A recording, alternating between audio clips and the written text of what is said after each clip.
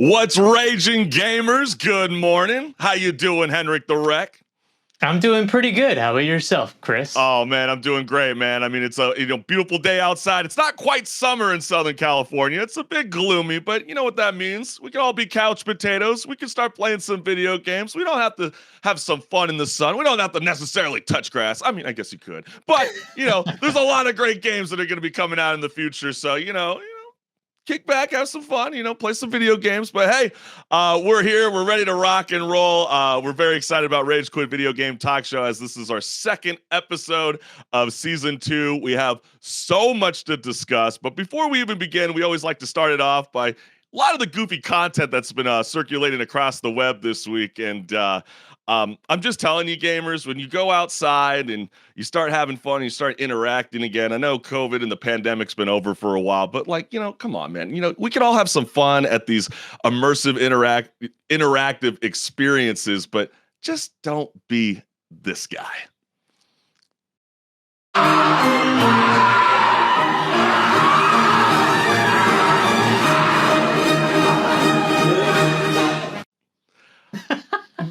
That's a bit much, right? Yeah, that is a bit much. He's a little dramatic. I think he was trying to flirt with some of the chicks that were playing some of the VR. I mean, he's purposely bumping shoulder to shoulder. I think he's having a little bit of too much fun. But we had a comment here that said, Mia's F right now. I'm a raging schizophrenic. So I guess there's some people that are supporting this kind of action. Another one was this comment right here, which clearly states, if you're not playing with this energy, I don't want you on my team. You're a liability. And the last one, you're a moron. So you know how the show clearly starts. I'm going to actually point the camera on you for a second, HenricK, because I have frozen, the beauty of live streaming. But just react to the natural audience. I mean, when you see this, I mean, what comes to mind? Oh, just, like that person said, I think that they're actually a liability if they're acting like that. Because I don't know about you, but panicking during like a horror experience or like a zombie apocalypse or whatever it is that he's experiencing, that's a no-go for me. Like, yeah, that's not the way to do it. You're not on the team. Like I said, or like the guy said in the Instagram comment, if you're going to look yourself up in the dictionary, there's going to be one word and you're going to be a straight up moron. Exactly. Well, let's go ahead and show you guys another clip because this is very relevant. I mean, there is obviously a terminology called rage quit for a reason. So I feel like we've all been through what this guy has gone through. Oh, she was this. I almost did something I was going to regret. It's a very real thing. A lot of people, got to make it through. I mean, the cost of living is not necessarily the greatest. I mean, I know on the West Coast, but the comments in this economy. Yeah, I know, right? In this economy, one guy wrote, the money, the only thing that saved my controller for real. And with that in said, is there a certain game that you could think about, HenricK, that just like infuriates the hell out of you every single time you play it? You know what? I don't really get angry that much, but a game that can sometimes frustrate me when people are really, really sweaty is Apex Legends. Sometimes I'll just like die to someone who's like going and jumping off the walls, super gliding, everything. I was like, what the heck was that? And then I looked down at my keyboard. I'm like, I would never actually do this. What I think? Especially because you're $300, but right. I understand why some people do this. I mean, I think my biggest frustration is like when you go to play any of the sports games like FIFA or the NHL and you start doing online matchmaking. And when you first get into it, they pair you up with like some of the worst players ever. So your euphoria and everything, the adrenaline rush is like really kicking in. And then after like 4 games after your first W, you're going to suck ass and you're going to get mollywopped by some of these guys out there, which is so freaking funny. I know one guy wrote controllers are $50+. That's literally gas for the week. And then lastly, damn. Imagine raging and letting it out on a controller. My shit's been perfectly fine for the past 8 months because that's when I got my console, but I don't rage like a child and try to break my shit. Good for Got you, a good bro. point. I guess you're better than everybody else. I don't know what that person saying that $50 is nothing was on, because I mean, $50 is a lunch and a dinner right there. Exactly. But you know what's very cool and very innovative is, people getting creative in the space of the world of gaming, right? And everybody always dreams to have one of those really badass like driving simulators. Well, not everybody in the world has the money to, have the whole steering wheel and etc. But one guy was very clever in Jamaica, and let's let the video speak for itself. Only in Jamaica.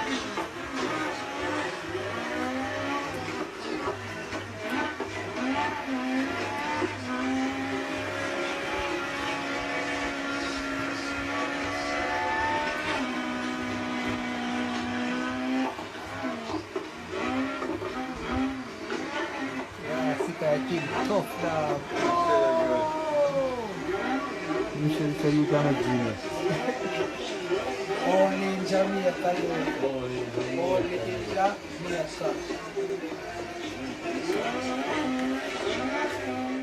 Dude, your face the entire time we were playing this video was gleaming from cheekbone to That is cheekbone. very creative of that gentleman. I Wasn't that pretty applaud badass? him, and you know what? Where can I buy it? That is so funny that you said that, because I know there was one cat who wrote, like, I'm trying to order me one on Amazon. Yeah, no, exactly. Like, that seems like a budget option that works for me. Right? I mean, this was a flashback. Reminds me of the Nintendo Lab cardboard stuff that was being sold for a while. It's very clever, did a good job. I'm curious why they always stop that. And then lastly, I made that for him. I also cured world hunger and stopped racism and shit. So, that dude cracked me up. But I mean, that is kind of a good point. It's like, I totally forgot about the whole cardboard aesthetic that Nintendo was trying to do. And when you see that, doesn't it make you want to grab a shoelace and try to do that on your own? I mean, I think we have a potential YouTube short coming of HenricK the Wreck and Chris Collins, trying this out. I don't know if I can make that. That requires some engineering, and I'm no engineer personally. I don't know about you. But. Well, I mean, if the kid is not thinking about, college or university, someone check him out. He needs to go to engineering school. That was very, very cool. And then lastly, I added this in at the very last second because we want to throw out a huge congrats to the Denver Nuggets. It was over 47 years since they finally got their very first NBA championship, which is incredible. And I know Jamal Murray, obviously the Joker's been the biggest talk, right, HenricK? He's a baller, 30, 20, and 1, with #1 and 3 different accolades during the whole playoff series, which is really cool. But Jamal Murray, I don't watch sports, but I know the name. But it's all good because I'll catch up everybody who's not into sports, right? But you might be wondering, why am I bringing up Jamal Murray? Well, there's a very, very funny throwback, and we want to make some fun of Jamal Murray for a little bit because, he's a champion after all, but might not necessarily be in Fortnite. So let's check it out. For another one, just barely misses, goes for the quick reload. Hey, we don't miss those, man. We don't miss those. My bad. You gotta watch out for this fall damage. Oh my goodness. My bad, guys. No, you're good. You're good. Listen, we'll cut this part out. You didn't miss any shots. You can show it. Could be on bloopers. It don't matter. Doesn't that crack you up? I mean, I guess my reaction is it's like, I know, well, let's go to the comments. I know one guy goes, not the live stream he's most known for. That's brutal, bro. If anybody knows, I'm not going to say what happened, but if you know, you know. That's brutal. Second one should have registered. I totally agree. That should have registered. And lastly, I've seen streamers hit headshots while flipping through the air with rectal 10 meters from their target. Poor dude is getting ghosted on shots that should have registered. I sort of agree. Does this make him, like the kids say, dog wet and flop like a fish? Hey, I mean, at least he's shooting the gun. You miss any shot you don't take, right? So. Oh, look at you. You're like, I'm just gonna leave it like that. I love it, man. Well, hey, we got a jam-packed show for everybody that's joining us for Rage Quit Video Game Talk Show, where we talk about gaming news, industry talk, and so much more. So we might as well get the party started, right, HenricK? Yeah, let's go ahead and let's rage. Hey, let's rage, baby. Let's get it. I'm gonna set the tone.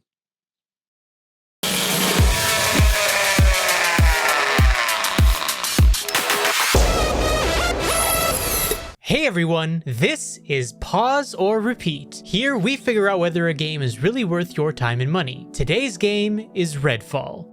Redfall is an open-world first-person shooter made by Arcane Studios. Arcane Studios is most well known for the Dishonored games, and the influence of Dishonored shows in Redfall as well. No doubt, many of you have heard about the disastrous launch and state of this game, but despite this, let's objectively see what it's all about. To start off, let's talk about the gameplay.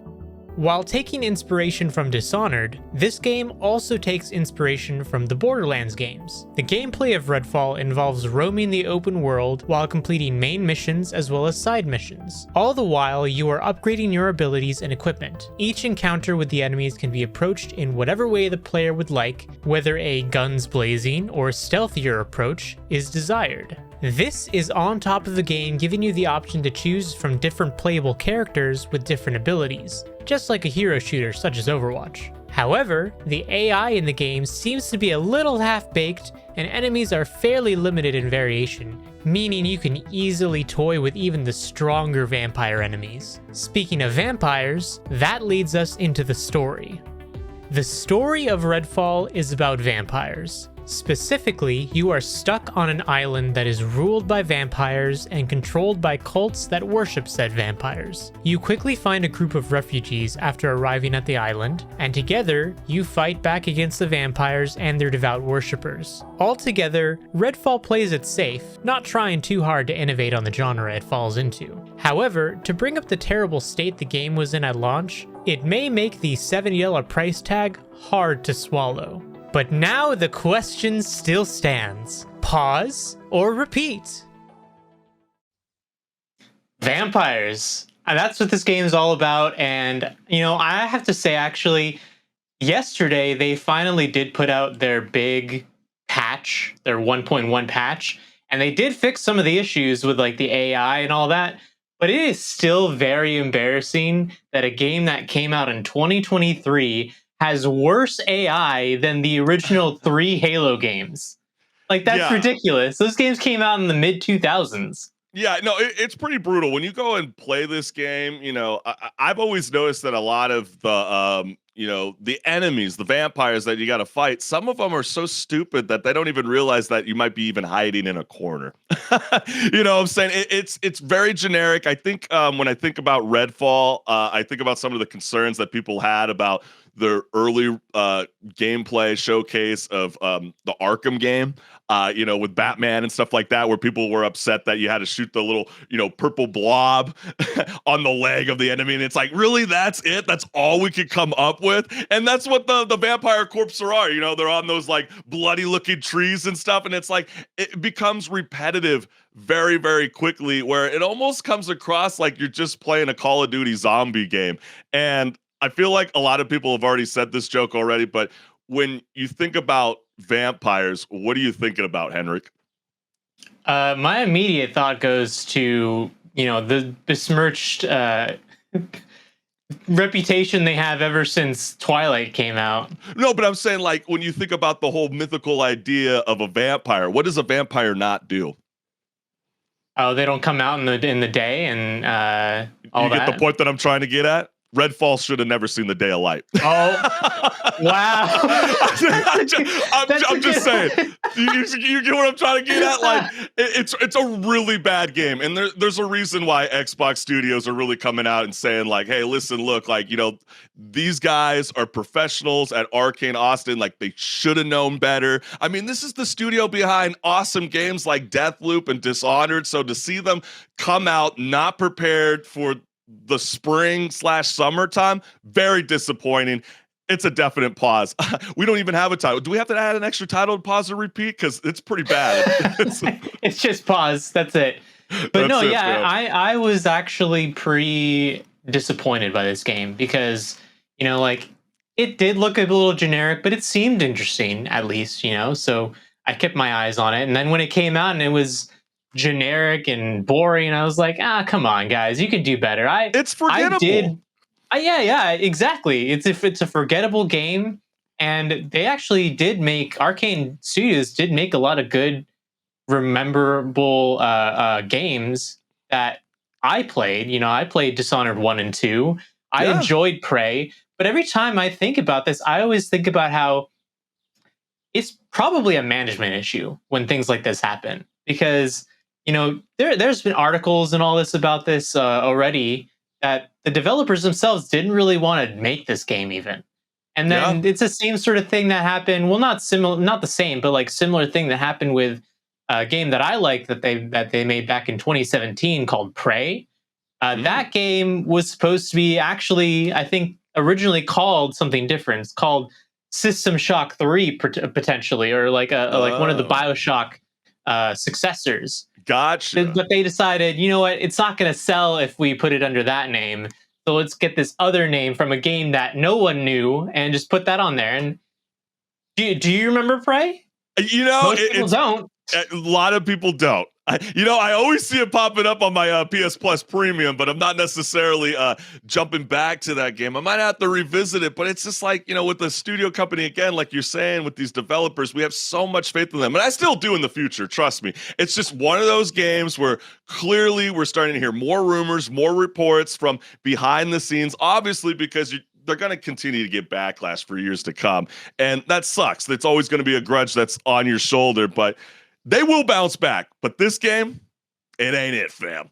Yeah, they're going to need a big win in their next game, honestly. Yeah, absolutely. But I know we got so much more left on Rage Quit Video Game Talk Show, so stick around. Let's get it, fam. Let's get it.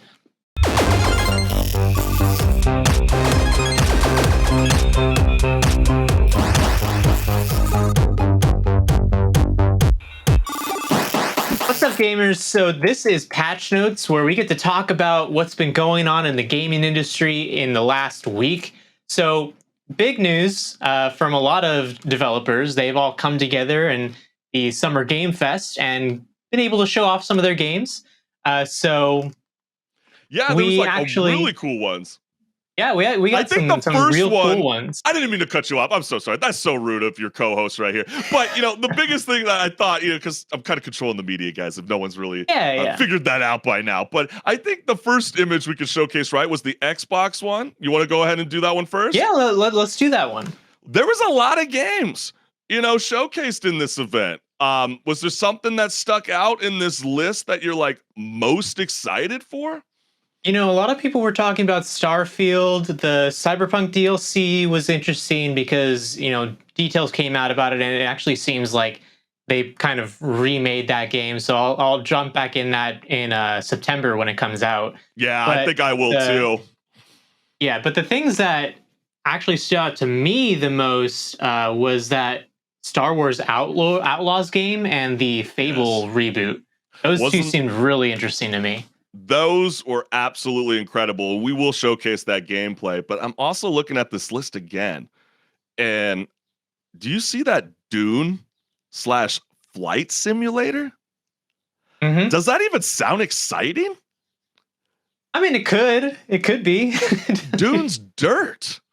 I mean, like, what are they gonna do? You're gonna see a couple few iconic, buildings or towers or whatever. I mean, they got to do the sandworm. The sandworm has to come out. Yeah, maybe the sandworm, comes up. If it gets as high as an airplane, then we're going to have a big issue. But I guess that might be kind of cool. But when I saw that, I kind of was like, that's a little goofy. But I mean, I guess that's pretty cool. But you kind of set the tone. You sort of started it.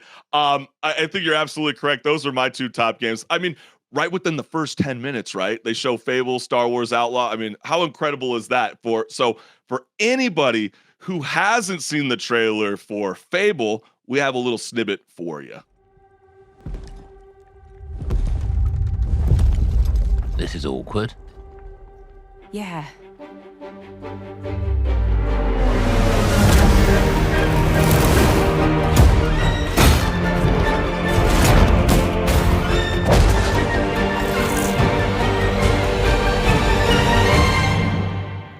Oh, You know, I'm glad that they are coming back to this series because it's been a while, and I think that a lot of people didn't like the last entry compared to the originals. So we'll see how they do with this one. You did really? I mean, I remember, man. I feel like when Fable 3 came out, it probably was like what 2010. Yeah, it was a long time ago. Like it was a while back, but I remember that game being so intriguing and so much fun, especially because of that, RPG kind of environment. But I love the idea that they're kind of resetting the tone for Fable, unlike Mortal Kombat on a level. I mean, it was cool to get them up there during the Summer Game Fest, and Boone was super excited, and they got Van Damme to come in and do Johnny Cage and etc. But like, I mean, there's only so much you can really do with Mortal Kombat. You just got to make it gory and fun to play, and that's it. Right, honestly. but I think, and I understand, that there was a twist to the end of the last Mortal Kombat game, but I think people are kind of sick and tired that, they're stealing the idea from the MCU, just like how the DC Universe is about to do it with the Flash movie and etc. It's just kind of an eye roller because it just becomes a bit lackadaisical and just not too much of a creative expression. But overall, I mean, Fable looks kick-ass, and I know the other game that I'm really hyped up about is the first ever open world Star Wars game. This gameplay footage, freaking incredible. Check it out. That Imperial announcement wouldn't be about you, would it? Could be. I told you not to trust her. Not the first time we've outrun the Empire. With Nyx running at her side, Kay sprints up a ramp onto a landing pad. They hurry up a ship's open ramp, and once inside, make a beeline for the cockpit, where ND5 waits in the co-pilot's seat. We need to leave. Yeah, no kidding. As Kay sits in the pilot's chair, options appear over the seat, controls, and navigation computer. I think that is going to be the game that a lot of Star Wars fans have been waiting for. Because, I mean, like, Fallen Order and Jedi Survivor, they're their own separate thing. You're playing as a Jedi. This one, it's different, and I like it. I do too. I think the only critique that I'll say is her face. It kind of looks like Fallout 4 NPC on a level. I think they can, they still got time. They like were able to work Uncanny Valley sort of thing going on. Yeah, on a level. It's kind of like I'm hoping for like a little Sonic the Hedgehog movie kind of remaster on her face. If they got time, please do it because I love that it's a female lead. I thought that was really badass. I mean, in this clip, we didn't get to show there's a little creature that's your little sidekick, and it's pretty cool. In some of the gunplay battles, you can actually send your little creature out and turn on toggles and gadgets and etc., which is really cool. And I think it's going to be very, very exciting. But when you check out the lineup when it comes to the PlayStation showcase, who had the better outing? And we went online. We wanted to know what gamers were thinking. And one of the captions was written, Xbox Showcase over the Summer Game Pass over PlayStation Showcase, period. Does that sound like the correct order to you, HenricK? Honestly, yeah, kind of. Because the Xbox Showcase, they definitely banked on the big titles that they have coming out, like Starfield and then the ones that we talked about. The PlayStation Showcase, I think the one thing that they really were banking on was the Spider-Man game, Spider-Man 2. Right. Which my coworker, he was super excited for that. He's like, Me too, I'm getting man. the 230 collector's edition with the statue and everything. Oh, man. And I'm like, okay, all right. That might be a little bit much. I mean, I'm not going to go that crazy on the expensive Spider-Man 2. But I mean, hey, kudos to everybody. I mean, it's a phenomenal series. It's actually, that's probably why the success of even the animated movie right now is being so highly... Have you seen it? I have not yet. I have Oh not. I my love God. the first one. It was very well done. Chris, But you got to go see that in theaters when it's out there. Oh, trust me, I will, my man. But like even when you think about like the ending of even the first Spider-Man, I mean, it's been out for a while. There's been no spoiler. Come on, guys. I mean, this is where I'm gonna do a spoiler. We kind of have an idea that the Green Goblin's coming, and I love the idea that they haven't even showed him once.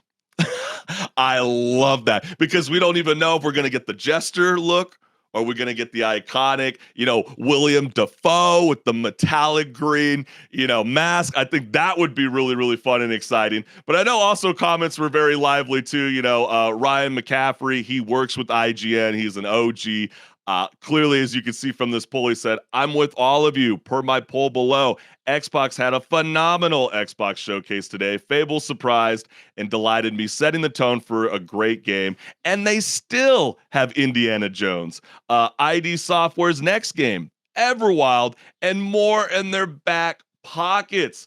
Bravo. And then you got other cats that go, Xbox fanboys, after seeing the same games for the last 3 to 4 years with no release dates, CGI, no gameplay, and massive downgrades. 10 out of 10, Phil Spencer, which is pretty funny and sarcastic. But I wonder if people actually think the Xbox showcase worked better than the PlayStation showcase, only because, like you just referenced, everybody's talking about Spider-Man 2. And they held that off at the very, very end of their live event.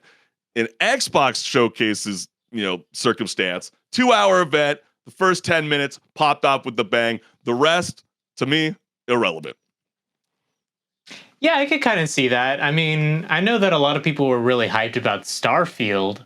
And we didn't really talk about that too much yet, but I don't know. I want to wait until that game really comes out to see what goes on with it. Well, what do you think about Xbox defending the developers in the studio behind that game by claiming that they got to lock it on 30 frames per second? I know personally with myself, I could give two shits. I mean, a lot of cats have been playing Fallout 4, no problem with 30 frames per second. But why is this such an important issue? Because I know you really love your FPS high when it comes to these shooter games, but this is a game that goes from first to third person. And do you really have to kind of worry about that kind of online, gun combat style for Starfield? I'm just not quite sure. I mean, here's the thing.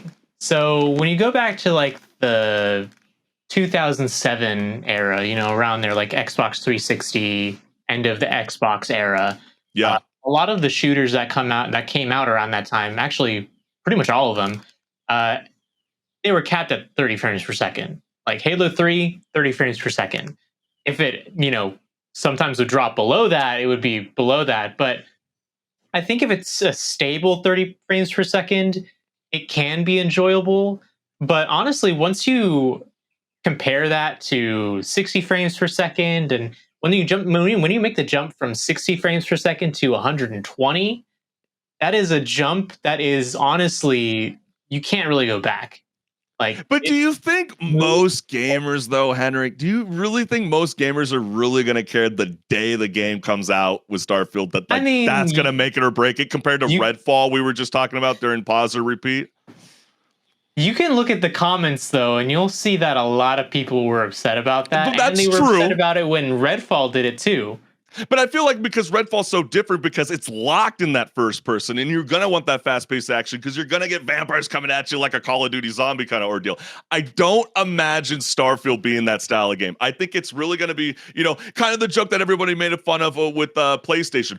All they do is make cinematic kind of style of games. What the hell do you think Starfield's going to be like? It's cinematic. They want you to take all in the dimensions, the atmosphere. You're going to be traveling through space. I mean, they want you to just take it all in. So I don't know if they're too worried about the combat gameplay.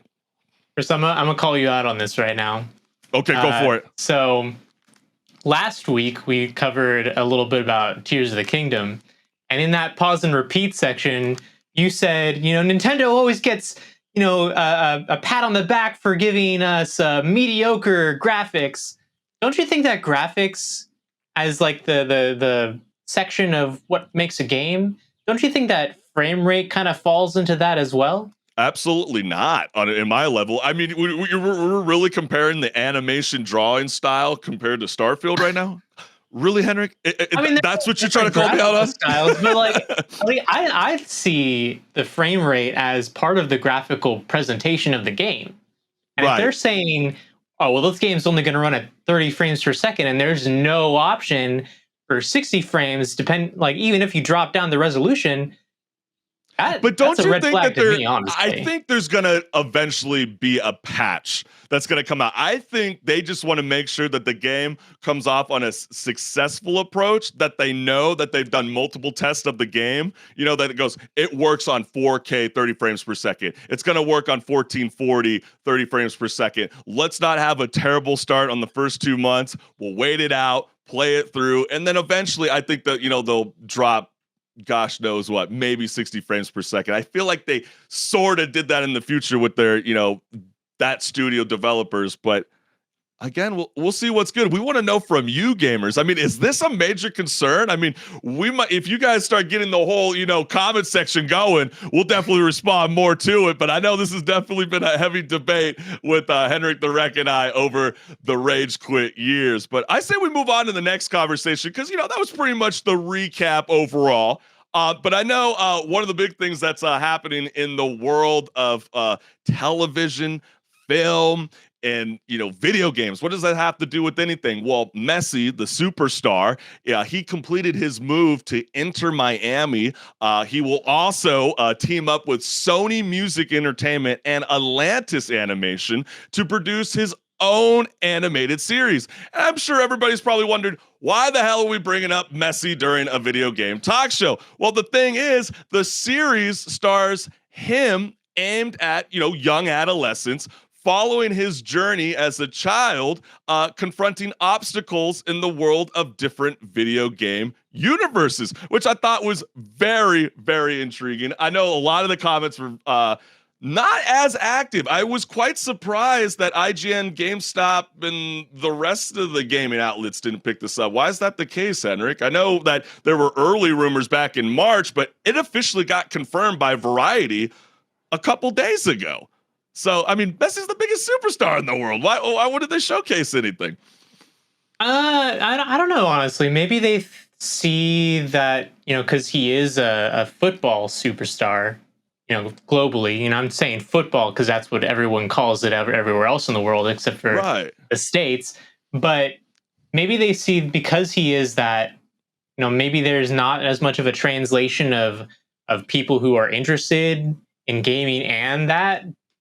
I think it's interesting because, it could be a really good animated series. But yeah, because I when I was thinking about it, you think about the effect, the Messi effect, right? I mean, he's almost doing what Taylor Swift did with the whole Ticketmaster debacle. He goes to Inter Miami.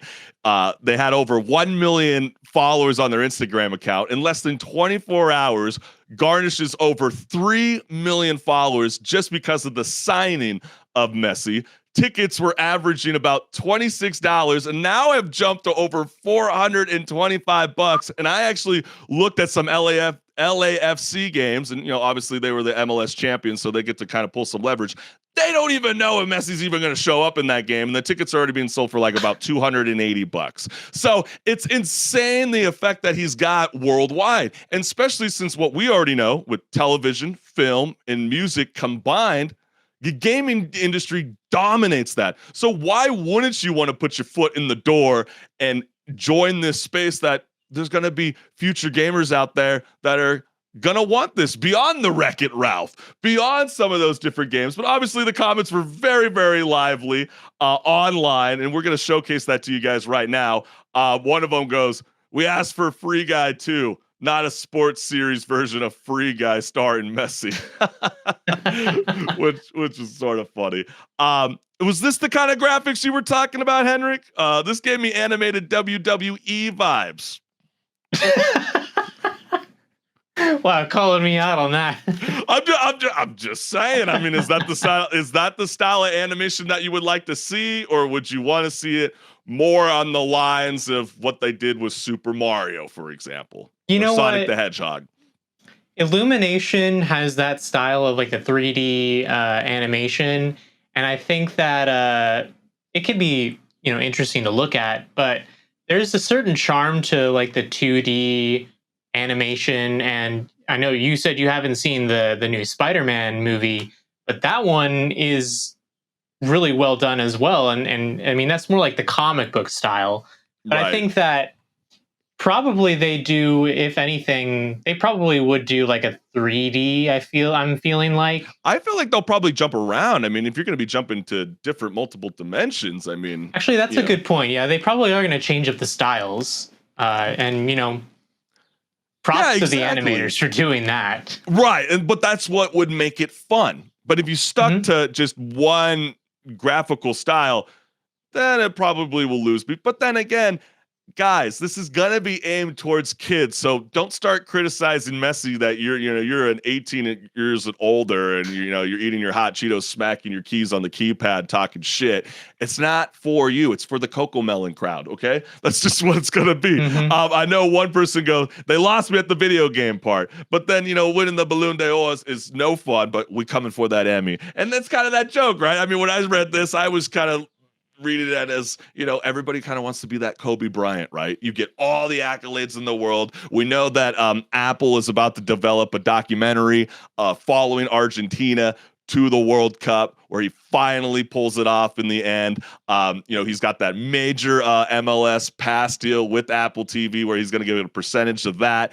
And let's not forget, at the end of his time with Inter Miami, he has a chance to be a part owner of the crew. I mean, what an incredible decision and what an incredible businessman. But since we are talking about animation in the world of video games, you sort of referenced Illumination Film, which is exactly where I'm going. And I'm going to showcase this. Maybe you guys haven't heard this yet, but Illumination Film, the ones who made the Super Mario movie, is going to be making what is it, HenricK? A Legend of Zelda movie. And you don't sound too excited. Well, I've had this debate with multiple people at this point. I'm not sure if Illumination is the right choice for a Legend of Zelda game, or animated series or movie.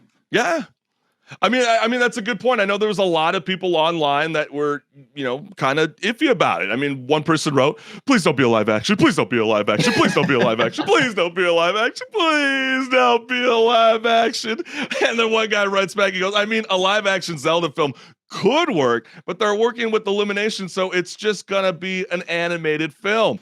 And then one person in the comment up on the top is basically saying, hey, listen, look, if we're going to do this, this is the guy that I would want to make it happen, which is, I don't want to say his name because I'm a butcher his name. I always hate butchering people's names. I know you know how to say it, HenricK. Well, so why don't you go ahead and do it? The Studio Ghibli guy, right? Yes, exactly. Yeah, it's Miyazaki. So, yeah. People are obviously very lively about that. One person wrote, they better not pull us safe like they did with Mario and just bombard us with this nostalgia to tingle our brain receptors. The stories in Zelda have so much potential, so much darkness, that emotion would be beautiful in a movie format too. And that's exactly what I'm saying. The Zelda series, in comparison to the Mario series, delves into deeper, darker concepts than Mario ever did, like death, war, the consequences of conflict between people and nations. And that's not something you ever really see in Mario. There's conflict between, Bowser and his forces and Mario, but there's never really the whole aftermath that you see. Would you be upset that if they turned it into a love story, though? Like a Mario and Peach thing, and some guy like Bowser's trying to come in and go, I thought you. That's never really been the focus of the Legend of Zelda games. There is kind of that hint at that sort of a hint, right? A little bit of it, especially in the last two Zelda games. There was definitely the hint of a romantic relationship between Zelda and Link, but it's never really been the focus. It's always just been hinted at.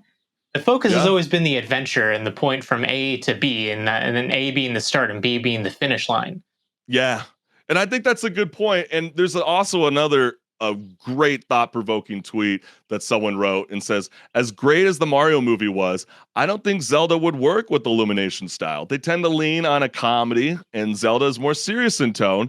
And one guy wrote back, Link doesn't even communicate, which will be an obvious issue they would have to consider if they are going to do such a film. Maybe less comedic and more on the action side. That's a good point too, because he is know? a silent protagonist. He's supposed to be like a placeholder for you and I, the person playing the game or watching or whatever, to kind of insert themselves into the story. And he does, gesture and talk, quote unquote, but he doesn't actually say anything. Well, I thought that's why, we've seen the success of films like Coda, which is a phenomenal film with deaf actors. We also saw in the Last of Us series, with HBO, where, remember they changed, in the television production to make I'm blanking out on the character's name, but the young black kid, in that young scene. kid who remember he gets bitten, right? Yeah, right. And so they decided to hire a deaf actor to play that role, and it actually really worked out. It actually kind of made it a little bit more scary because when you think about it, he can't hear the mayhem. Silence is pretty powerful when you think about it. So I'm kind of I'm a little upset. I kind of wish, Universal Pictures didn't partner up with the Illumination Films because, you kind of referenced, these are the guys that made the great Minions series. But wouldn't this have been an awesome opportunity to turn this into a live action film starring a deaf star as Link? And that would have been really interesting, yeah. To I think that could have been go forward fun with the silent protagonist thing and full on just make him that kind of a character in the movie as well, because that's what makes Link kind of cool. His actions speak for himself. You know what I'm saying? And I think they could really pull up quite a visual, array of just awesome excitement on the big screen. But hey, we want to know from you gamers. I mean, are you excited for the new Zelda game? Is it going to be a game? Are you excited for the new movie? Is it going to be a bust? Is it going to be a success?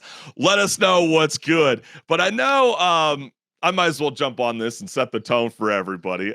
College football players in the new EA Sports college football video game are not happy at all, supposedly. I mean, fans of the popular video game franchise were very excited, knowing that it is set to return next year, which is NCAA football, which is very, very cool. But what ended up happening was EA Sports is contracted to a group called One Team Partners to incorporate the name, image, and likeness into the game. Remember, this has been the big controversy, whether you want college universities getting involved with the business decisions of sports athletes. So when it comes to the game being relaunched, all eligible FBS players can opt into having their likeness incorporated, right? So you can be compensated. So, the College Football Players Association is urging eligible players to boycott because they feel like they are not being paid enough, according to On3,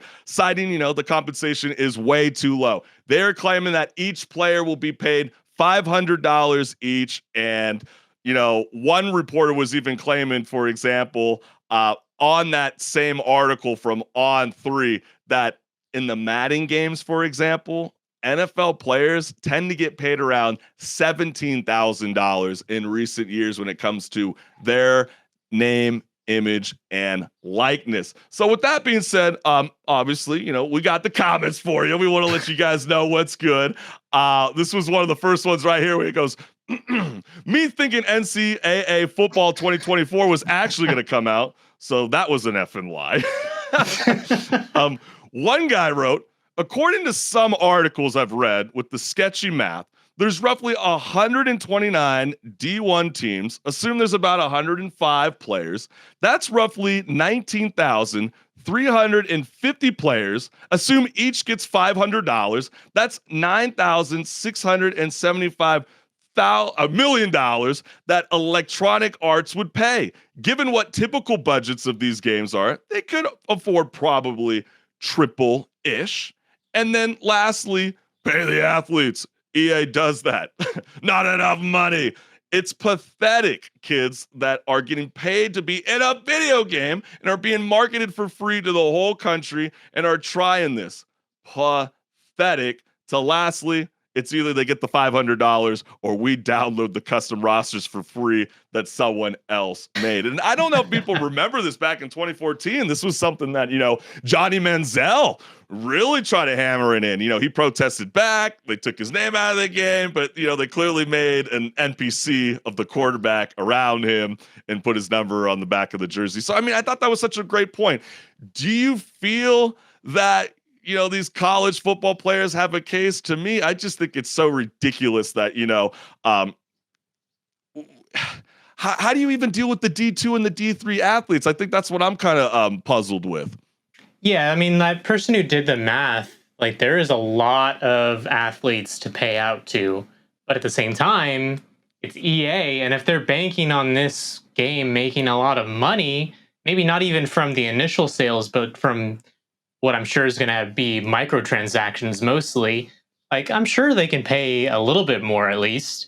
But at the same time... But they're lucky just to even get anything in general. EA Sports could have technically didn't even have to do anything. They could have just done nothing. And honestly, looking back to, when I was in college initially, I would have been happy to get $500. Yeah, hell yeah. And what's really funny about this is people forget that, EA Sports contracted one team partners. That's the company, right? So if the college football players are upset that EA Sports is not paying them out, go blame the guy that negotiated the deal for you.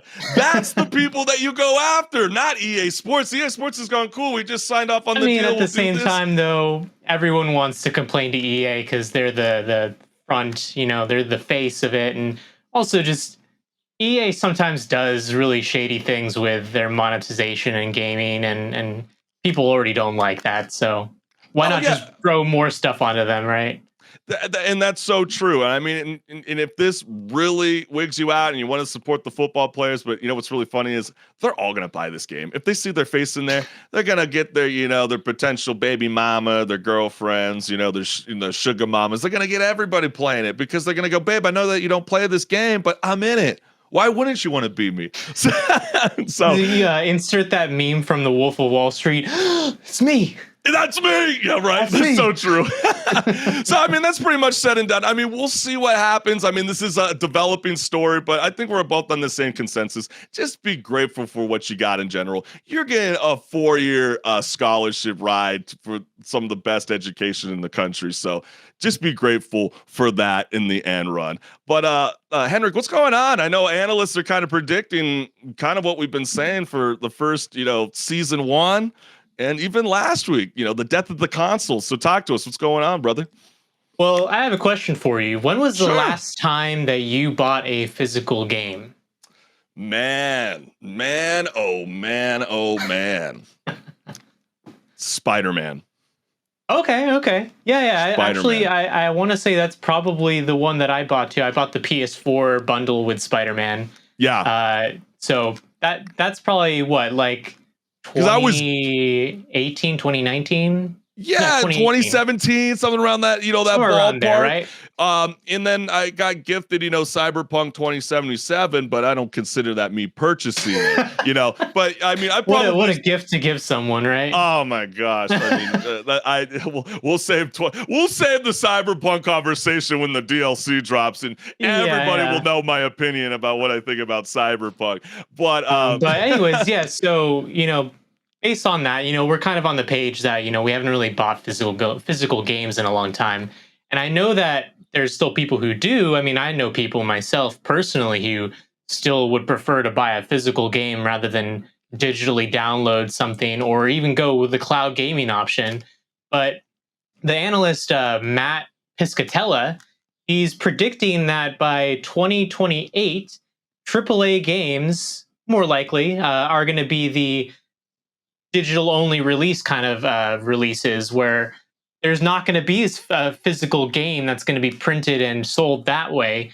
And he's seeing this because the trend kind of is going in the direction of digital and cloud gaming services rather than people going to a GameStop and buying a physical disc or ordering that online even. And I think that kind of sucks because you're cutting out it's like 5% of people now, maybe on some platforms, that are still buying the physical discs. And what about the people who don't have access to the internet as widely. You know, some parts of the country, it's kind of hard to get internet when you're up in like the mountains, for example. I'm hoping in like 2028 we can kind of figure this out with, you know, I mean, this, hopefully, but you know, 5G we're talking about the infrastructure. United States here, where sometimes the infrastructure is a little iffy depending on where you are in the country. No, I definitely hear you.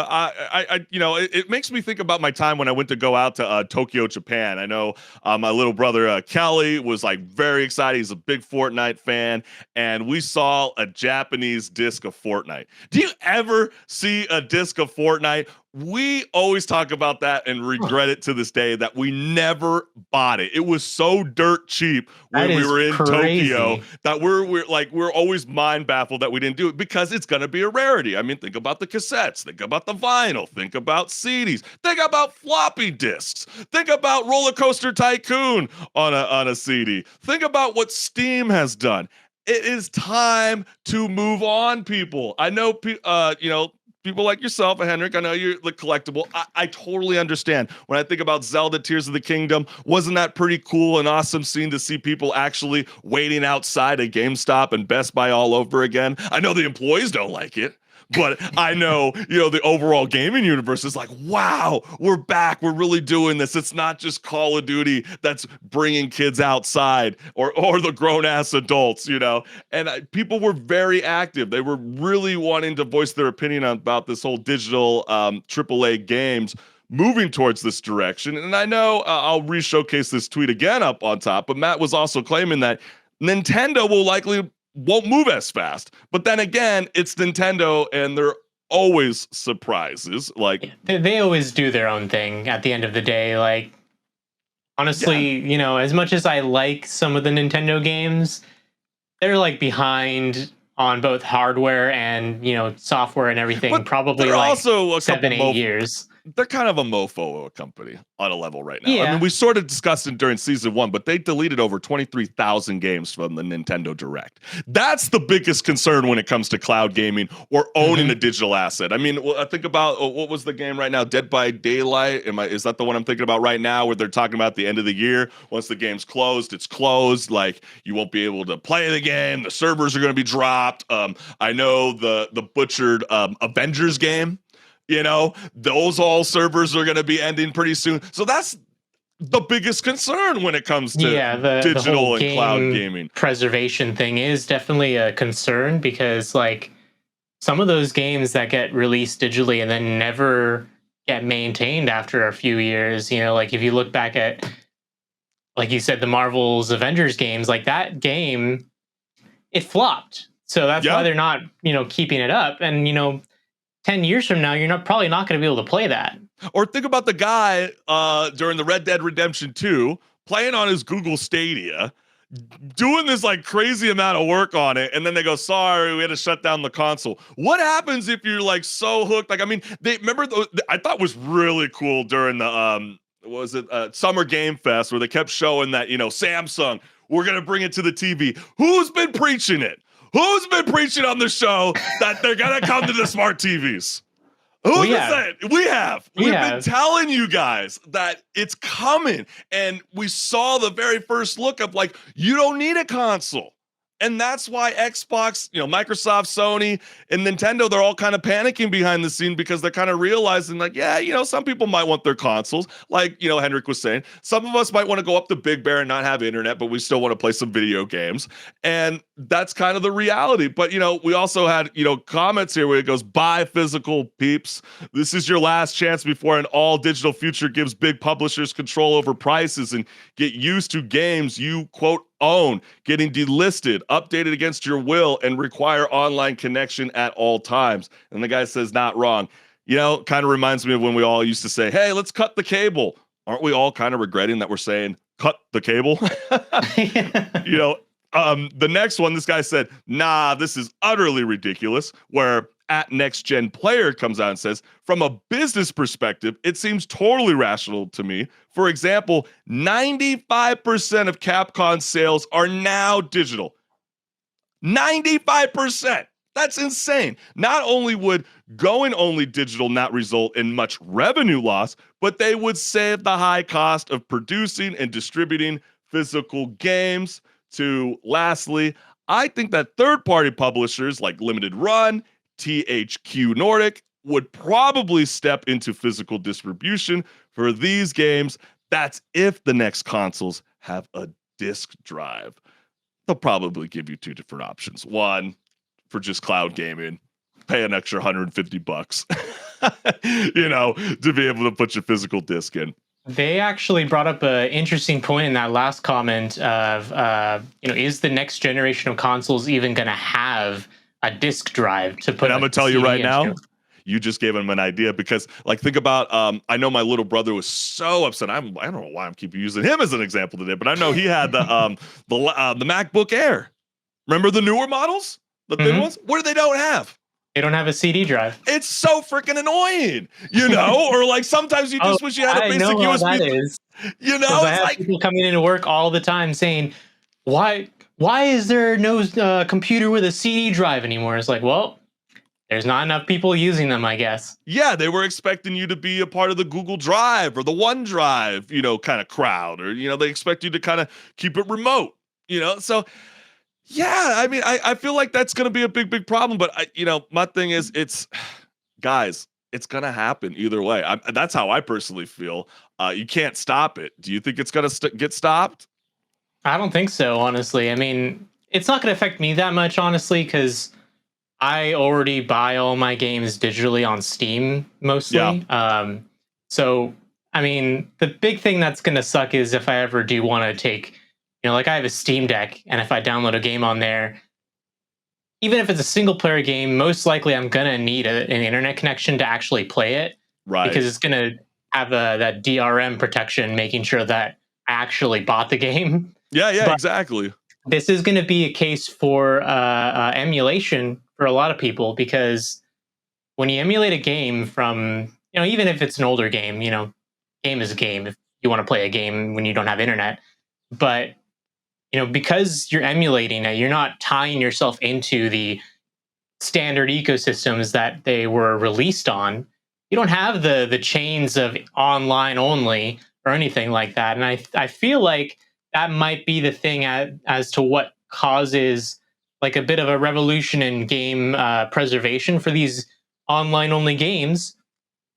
Maybe 5 years down the line, when the servers are shut down, and they're not even making money on them anymore, people are going to go in, tweak a little thing here and there, and mod the game so you can play it on offline only. I feel that what most gaming studios are expecting, and I have a feeling that majority of games are going to be kind of produced a little bit faster now that COVID's over. I know that, it might kind of seem a little slow and delayed and stuff like that, but like, I just feel like when video games get more developed, they won't have so much of a concern when it comes to the cloud gaming space because, my personal take is gaming developers don't expect you to play the game after 3 years. Maybe a few, like the Spider-Man, you might want to go and revisit, etc. But a good majority of the games, they'll feel outdated. And I think that's what they're hoping with cloud gaming, that there won't be too much of a concern about some guy like 5 years down the road where he's like, oh, I lost all my Ghost of Tsushima. Now I got to start all over. I was on the hard mode. And, I don't like, they're going to go, you're one of the few, the proud, the brave, but we're not too concerned with you. We're expecting you guys to knock this kind of game out, in a month, and then don't ever revisit God of War Ragnarok for a couple of years. Because you're going to have over 300 plus games. That's really, at least in my experience with the PS Premium, you're not really going back and playing a game. You're going to constantly keep exploring. You're going to want to jump to a lot of the indie game developers. You're going to really want to explore that more than ever, only because now it's accessible, on a level. I don't know about you, HenricK, but you always see the $70 and the $20 games, and you kind of become a little bit biased. You're like, I don't know if I really want to pay that $20. Is it really that good? And it might be the best kick-ass game. It might outblow, a $70 game, but you're always a little hesitant. It's like, how they always say that about when you try to start your own t-shirt, marketing company. Do you really want to lower your prices to $20 just because you want to sell a lot? No, some people in the back of their head, the consumer's mind's going, why is he selling for cheap? Is it a shitty quality shirt? No, it's a really good shirt. And it's like, no. So people are willing to spend the money if they will. And we will see when it comes to, the cloud gaming future. But my one little advice that I'll give people is, and what I've been kind of scoping in the marketing sense, if you want to participate in cloud gaming, a lot of the sales tend to go down during, late May, early June. So you can get a lot of the 25% discounts on a lot of the annual subscriptions, or look around during Black Friday during the last month or the last week, excuse me, of November. That will be your best bang for your buck. And then you're going to be loving life, because I think I was only paying like $7.50 a month for, PS Premium Plus. It's pretty freaking cool. And I'll leave it at that. But you want to say anything else? So, just one last comment. Don't you think, though, that if you limit yourself to games that have only come out in the past 3 years, that you're kind of doing a disservice to yourself? Because there's a lot of games that have come out, even looking at now, come out in beyond the past 3 years, that have been amazing. Yeah. Oh, sorry. Just think back. Yeah. Just think back. There's the thing that just got into the Game Hall of Fame that we called out last week. Yeah, The Last of Us. Oh yeah, The Last of Us. Right. That game came out how long ago? 20? Yeah, 13 years 14, ago. 13? 10 years. Yeah, something like that. So if you're limiting yourself to only games that came out in the last 3 years, I guess you can play the remaster. But right. I think the only limiting yourself. I don't know if that's going to be the number one concern. What it potentially will be is, it's how a lot of people say, hey, the console war, it's not a real thing. I don't know what you guys are all talking about. No, it's going to be a streaming gaming war. And what I mean by that is, Nvidia's coming into the game. Nvidia is already making, global deals with a lot of these studio companies to be like, hey, we'll be your new host to host your games, and then wait until Netflix gaming starts developing, their streaming services. And so what I'm saying by that is, you're only going to be able to play certain games if you decide to cloud game, and you're going to have to be selective. So are you going to do it monthly? Are you going to invest on the discount annually? Because, they're going to play with you on a level. Sometimes they don't even announce a game. They do them monthly, for example. I know that, at least in my experience, sometimes they'll go, hey, in the month of May, we just dropped 2 or 3 AAA games, but they'll probably be 5 years old. But if you never played it, you're like, hell yeah. So we'll see what's good when it comes to the world of that. But I know the last topic that we're going to be visiting today on Rage Quit Video Game Talk Show is the NICKMERCS drama. He is a popular Twitch streamer who is now facing sanctions against him and his controversial remarks concerning the LGBTQ community. Consequently, Activision has decided to remove the Call of Duty skin associated with the streamer from the game. And anybody who hasn't seen NICKMERCS' comments, we will show you the video right now, because he has responded the next day. I do not feel that way. I just simply feel that I want to be the one, and my wife wants to be the one to speak with our child about stuff like that. And that was the tweet. That was the tweet. You can take the tweet if you want, and you can spin it, flip it, flop it, quote tweet it. You can put 10 paragraphs on top of it. You can do whatever you want to it to make you feel better if that's what you want to do. But that was the tweet, okay? So if you came here to hear that, I hope you feel a little better about it. I didn't mean to upset anybody. I know that I did. I'm not apologizing about the tweet because I don't feel like it's wrong. I'm going to stand by what I said. I'm not going to delete the tweet. I just want to make sure everybody understands exactly the point I was trying to make by tweeting my response. And obviously, there's another popular Twitch streamer named Tim the Tat Man, and he also has his own bundle in Call of Duty, and he tweeted out, NICKMERCS has been my friend for years. We went in getting our Call of Duty operators together. It feels wrong for me to have mine and him no longer have his. In support of my friend, please remove the Tim the Tat Man bundle. And I know a lot of people were kind of concerned. They're like, oh my gosh, what happens if I just bought the NICKMERCS bundle or the Tim the Tat Man? Because, Activision did take both of them down. If you already own it, you will acquire it. You'll still be able to jump into Warzone. and still play as that skin. It just won't be sold in the near future, and we will see what Activision does. We might as well go into some of the comments that were live on Twitter, which one of them wrote, some advice for Call of Duty. Stay out of politics and focus on fixing your disaster of a game. There was a faster response to what NICKMERCS said than anything your player base has been requesting for the last 2 years. Get your house in order. There was another comment that said, don't uninstall Call of Duty because you support NICKMERCS. Uninstall it because it's a shit game and a shit company, and it has been for years. And then we hear the other side of the argument, where other people will say, blank didn't uninstall Call of Duty when the state of California filed a lawsuit against Activision Blizzard for having a workplace proven to discriminate against and harass women, but them removing NICKMERCS bundle for his homophobic tweet. That's where we draw the line. And then we have NICKMERCS comment here where one guy wrote, anyways, F NICKMERCS and all the little fanboys and streamers that support him. You're all spreading hatred in this community by spreading your shitty homophobic views to your impressionable fans and enabling them to spread the hate to us just being ourselves. F you all. So, yeah, I mean, there was a lot of people that kind of, were very upset by this. And I'll lead this, my whole thing with this is I think about my college times, right, HenricK, where you think about some of those like frivolous courses that you had to take, and it's like, do we really need another curriculum? And then when I think about this whole like LGBTQ plus thing, it's like, what's the fear? Like, what are people afraid about? Like, this is our world. I mean, we're always going to be talking about the lives of the LGBTQ plus. I mean, we've had the quote unquote pronoun wars going on for a whole year. It's not going to go away from the education system. And I understand that he feels like,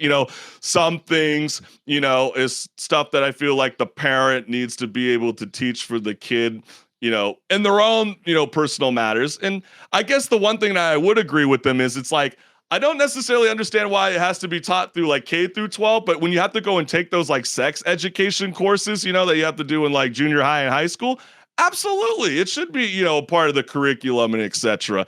But I don't know where you stand, HenricK. I mean, how do you feel about NICKMERCS in Activision Blizzard's decision? Well, first off, Activision Blizzard has every right to do what they want with their game because at the end of the day, they own it. Exactly. Yeah, they have people buying things in the game and everything like that. But if they decide to take something down, from the store and you can't buy it anymore, that's entirely their prerogative.